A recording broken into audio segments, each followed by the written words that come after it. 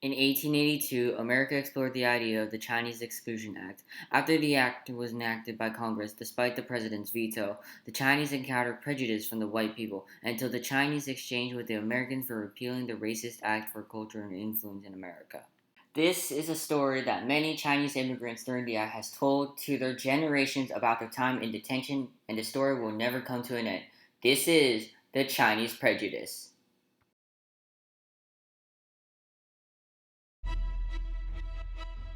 Since the 1850s, the Chinese were a significant minority.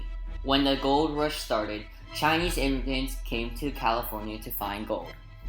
Since 1849, large numbers of Chinese folks came over from China, particularly in southern China, in Guangdong province, right, where there was a lot of poverty, and they came here hoping to change their lives, right, to improve their living conditions. Poverty, one of the main factors of why the Chinese came to the US, mainly from the southern part of China. They escaped the economic and social conditions in China and sought refuge to the US. They were forced to find work after they reached the US. After the gold rush, they were able to be part of building the Transcontinental Railroad, which finished in the 1860s. But as more and more Chinese laborers come to the US, the anti-Chinese grew, and soon the Chinese would become the first race to be excluded from America. On February 28, 1882, former Civil War general and Senator of California John Franklin Miller introduced the United States Congress a bill to exclude Chinese immigrant laborers from the country. To Miller, he claimed that the Chinese were a degraded and inferior race. He even said that they were competing with white workers with their machine-like ways. After a long process to process the bill in Congress, it reaches the President Chester A. Arthur. On April 4, 1882, the President vetoes the bill. He said that experience has shown that the trade of the East is the key to national wealth and influence.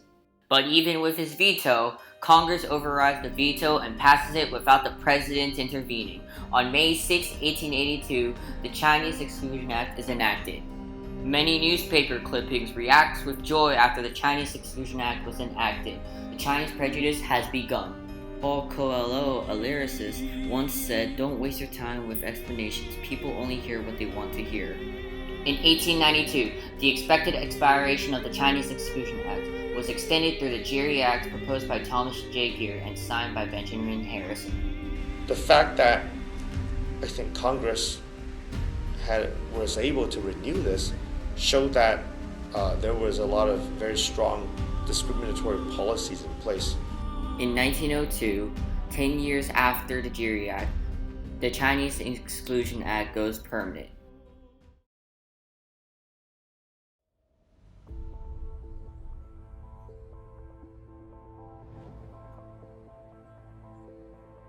Angel Island, one of the two major immigration stations in America. Known as the Ellis Island in the West, it was one of the most ruthless out of the two. The number one place for the Chinese to go to in order to immigrate to the US.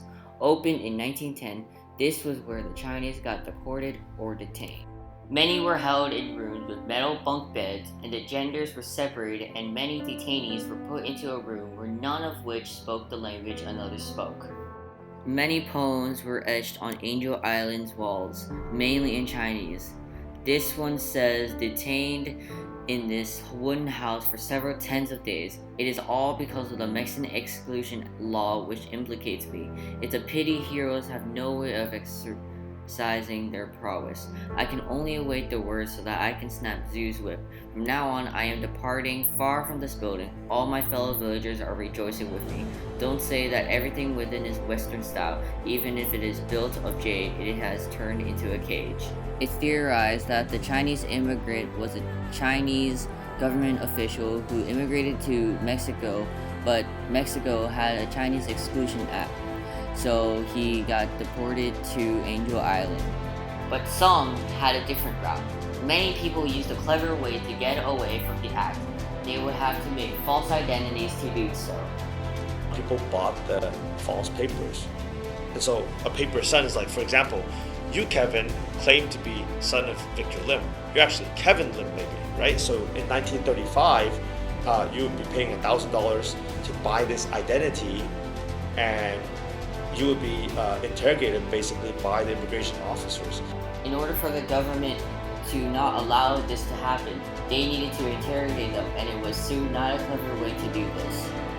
But there was also another clever way to get through this. Corruption was a big part of this facility. People who worked here would break into the records room. They would steal the question and answer sheets like this. They would ship them to China, send them to printing presses, and print out little cheat guides for people who were coming over. So they would study them on the whole boat ride over from across the Pacific, and then when they get close to San Francisco, just throw it out the window and answer the questions as best they could from there. This means that the Chinese were able to get away with interrogation if they get their hands on the interrogation questions. Angel Island only lasted for 30 years, closing at 1940. But still, many of the Chinese couldn't go through the immigration to the U.S. Former President Calvin Coolidge once said, "New arrivals should be limited to our capacity to absorb them into the ranks of good citizenship. America must be kept American. For this purpose, it is necessary to continue a policy of restricted immigration." As the Exclusion Act nears its end, World War II was ongoing. Europe in Nazi clutches and Japanese controlling parts of China and the Pacific theater. China and the US were allies at the time, and it was possibly the right time to repeal the act. Warren G. Magnuson proposed the Magnuson Act, stating to repeal the Exclusion Act. On December 17, 1943, the Chinese Exclusion Act is repealed, signed by Franklin Delano Roosevelt, the president at the time. Newspaper clippings celebrate the repeal of the Chinese Exclusion Act. The first Chinese American immigrant was Edward Bing Khan. He immigrated in January 18, 1944. Former Senator of New York Robert F. Kennedy once said, "Our attitude towards immigration reflects our faith in the American ideal. We have always believed it possible for men and women who start at the bottom to rise as far as the talent and energy allow. Neither race nor place of birth should affect their chances." The Chinese still weren't able to get to America until 22 years later, where the Immigration Act was enacted in 1965, allowing Asians to enter America. The Chinese would have rights after the Civil Rights Act of 1969 was enacted.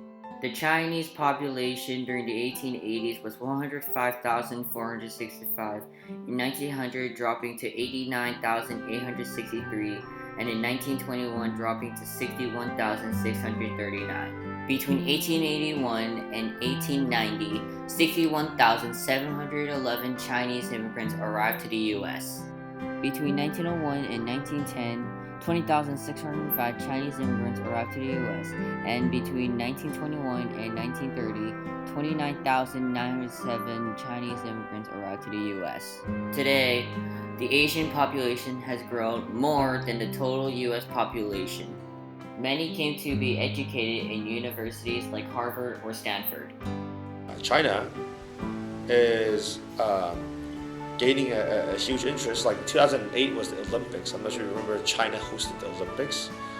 China hosted the 2010 World's Fair in Shanghai, right? So I think the Olympics drew a lot of attention for people to understand China in a modern sense, right? In many ways, like how so many of our products are made in China. Almost everything's made in China, right? Today, China is the #1 importer of the U.S., with many of its products made from China. The relationship between the U.S. and China is not like during the Act, but because of different ideals, they have inflicted conflicts against each other. During the 1880s, Congress explored a way to exclude the Chinese. After the Act was successfully enacted, even with the president's veto, the Chinese encountered racism by white people until America exchanged with the Chinese to repeal the Act for a cultural exchange in America.